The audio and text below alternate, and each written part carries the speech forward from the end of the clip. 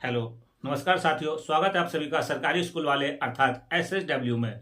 जैसे कि हमने पिछले वीडियो में चर्चा करी थी कि व्यंजन क्या होते हैं और व्यंजन के प्रकार क्या होते हैं। साथ में हमने ये भी बताया था कि हम व्यंजन के अन्य रूपों की चर्चा करेंगे, तो आज हम वही चर्चा करेंगे। आइए शुरू करते हैं।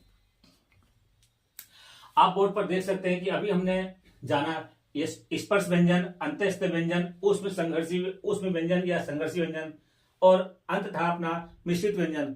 अब बात आती है कि व्यंजन के अन्य रूप, तो वह है अल्प प्राण, वह महाप्राण। अब प्रश्न ये उठता है कि अल्प प्राण क्या होते हैं और महाप्राण क्या होते हैं। अल्प प्राण और महाप्राण। बात आती है कि प्राण प्राण क्या है। प्राण का यहां पर अर्थ है वायु। वर्णों के उच्चारण के समय फेफड़ों से निकलने वाली वायु जो कम मात्रा में निकलती है उन्हें हम अल्प प्राण कहते हैं, और वर्णों के उच्चारण के समय फेफड़ों से निकलने वाली वायु जो अधिक मात्रा में निकलती है हम उन्हें महाप्राण कहते हैं। हमने अभी जाना कि वर्णों के स्पर्श व्यंजन में इन सभी को वर्ग में बांटा गया है, और इन पांचों वर्गों में मैंने आपसे बताया था कि इन पांचों वर्गों में सभी वर्णों का एक अपना स्थान है। जैसे कि पहला, दूसरा, तीसरा, चौथा, पांचवा। हमें इन वर्णों के स्थान को अच्छे से स्मरण करना होगा, और इन्हीं वर्णों के स्थान के आधार पर ही हम जानेंगे कि अल्प प्राण कौन से होते हैं और महाप्राण कौन से होते हैं। तो आप देखते हैं, ये जो पहला वर्ण है, ये तीसरा वर्ण है, और ये पहला, तीसरा, पांचवा, ये सभी अल्प प्राण कहलाते हैं, और दूसरा और चौथा ये सभी वर्ण महाप्राण कहलाते हैं। 15 स्पर्श व्यंजन और ये 4 या, रा, ला, वा, जिन्हें हम अंत्यस्थ व्यंजन कहते हैं, वह भी अल्प प्राण में आते हैं। 15 + 4 ये 19 हो गए। साथ में 11 अपने स्वर, 11 अपने स्वर कितने हो गए? 30। ठीक है। और एक आता है अपना अनुस्वार। ठीक है, तो इसे मिलाकर कितना हो गए? यानी कि टोटल अपने 31 अल्प प्राण हो गए।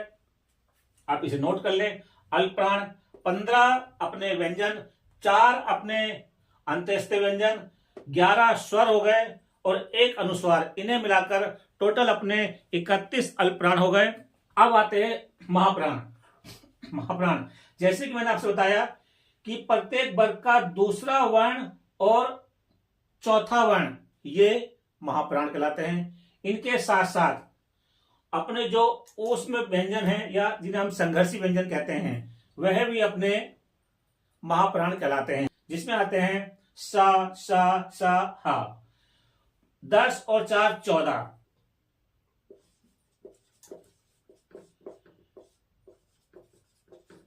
स्पर्श व्यंजन 10, 4 अपने ऊष्म व्यंजन, ठीक है, और एक आता है अपना विसर्ग। तो टोटल अपने हो गए कुल 15। 15 अपने महाप्राण होते हैं। तो हमने जाना कि व्यंजन में और स्वरों को मिलाकर कितने अल्प प्राण होते हैं और कितने महाप्राण होते हैं। हमें यह पता होने चाहिए कि अल्प प्राण कौन से वर्ण होते हैं और महाप्राण कौन से वर्ण होते हैं, क्योंकि प्रतियोगी परीक्षाओं में कभी कभी ये पूछ लिया जाता है कि निम्नलिखित में से कौन सा वर्ण अल्प प्राण है या कौन सा वर्ण महाप्राण है। अगर हमें वर्णों की स्थिति पता होगी कि किस वर्ण की स्थिति प्रथम है, द्वितीय है, तृतीय है, चतुर्थ है, पंचम है, या यूं कहें कि किस वर्ण का स्थान पहला है, दूसरा है, तीसरा है, चौथा है या पांचवा है, क्योंकि हम इन्हीं के आधार पर बता पाएंगे कि वर्णों का कौन सा रूप है जिसे हम अल्प प्राण कहते हैं या महाप्राण कहते हैं। यदि हमें यह नहीं पता होगा कि किस वर्ण का स्थान कौन सा है, तो हम वहां पर बहुत बड़ी भूल कर सकते हैं बताने में कि अल्प प्राण कौन सा वर्ण है और महाप्राण कौन सा वर्ण है। तो साथियों, आपको ये वीडियो कैसा लगा? यदि आपको ये वीडियो पसंद आया तो वीडियो को लाइक करें, शेयर करें और साथ में सब्सक्राइब करना ना भूलें, जिससे आपको समय समय पर ऐसे महत्वपूर्ण वीडियो की जानकारी मिलती रहे। धन्यवाद साथियों।